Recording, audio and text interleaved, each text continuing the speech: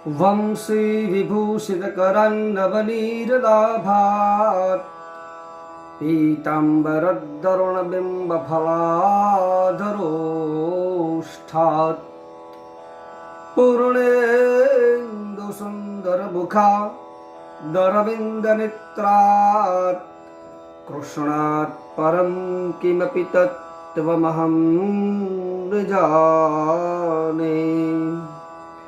सर्वेभ्यो नमः। कल मैंने एकादश स्कंद का संक्षिप्त में वर्णन किया।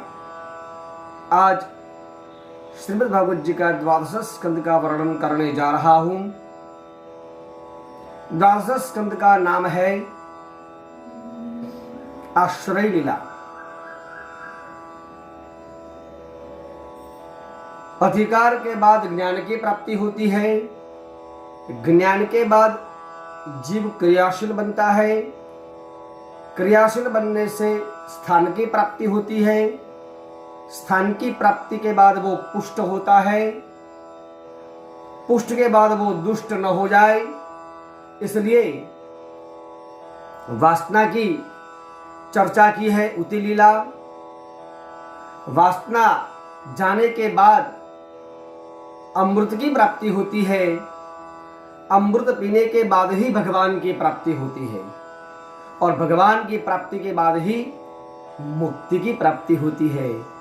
और मुक्ति के बाद किसी की भी व्यक्ति के पास हमको हाथ फैलाना नहीं पड़ता, किसी के पास जाना नहीं पड़ता, केवल भगवान का ही आश्रय भगवान दे देते हैं। इसलिए द्वादश स्कंद का नाम रखा गया है आश्रय लीला। भगवान की जो मूर्ति है, जो श्रीअंग है, वो उसी तरह है। भगवान कहते हैं सर्वधर्मान परित्यज्य मामेकम शरणं व्रज। हे जीव, आप किसी के आश्रय मत रहो, मेरे शरण आओ, मैं आपका उद्धार कर दूंगा।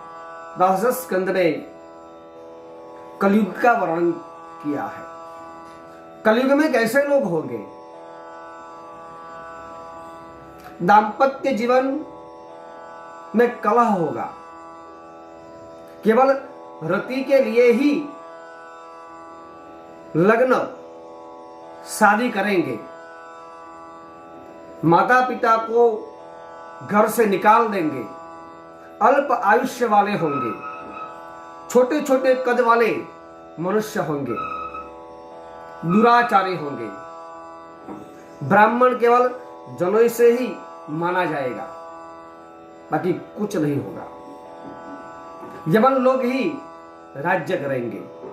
यवन लोगों के हाथ में राज्य चला जाएगा। हम आज अभी देख ही रहे हैं, अनुभव कर ही रहे हैं। कोई किसी का ध्यान नहीं रखने वाला।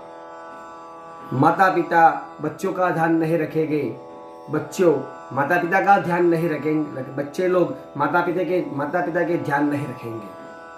केवल धन की प्राप्ति के लिए एक दूसरे को मारने में जरा सी कचास नहीं करेंगे और स्वयं भी मर जाएंगे, कुछ नहीं बचेगा। तो इस कलिकाल में केवल कलौ केशव कीर्तनात्, केवल कीर्तन करने से ही भगवान की प्राप्ति होती है। कोई ध्यान नहीं कर सकेगा, कोई यज्ञ यागादि नहीं कर सकेगा, कोई परिचर्या नहीं कर सकेगा।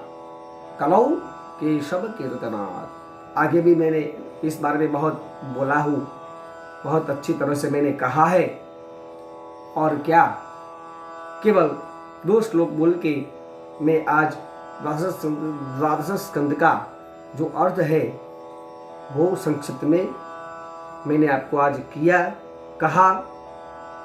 भवे भवे यथा भक्ति पादयोस्तव जायते तथा कुरुष्व देवेश नाथस्त्वं नो यतः प्रभो नाम संकीर्तनं यस्य सर्व पाप प्रणाशनं प्रणामो दुख समनः तम नमामि हरिं परम।